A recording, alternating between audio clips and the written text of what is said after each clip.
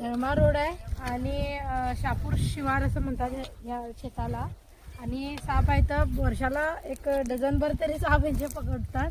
यांनी काय मारत नाहीत पण बोलवतात पकडायसाठी. आता इथं ह्या बिळात साप आहे. इथं तुम्हाला दिसू शकते नागाची कात.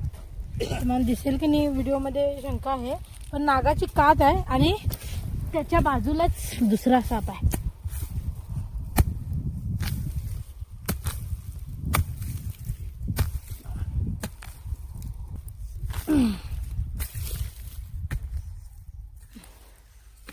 बघा साप कसा किती फ्रेश आणि काट टाकलेला साप आहे. पुढे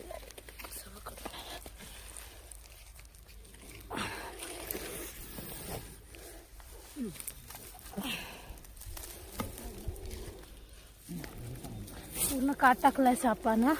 तिथं बाजूलाच नागाची काट दिसेल तुम्हाला. म्हणजे किती साप असू शकतात तुम्ही कल्पना सुद्धा करू शकत नाही.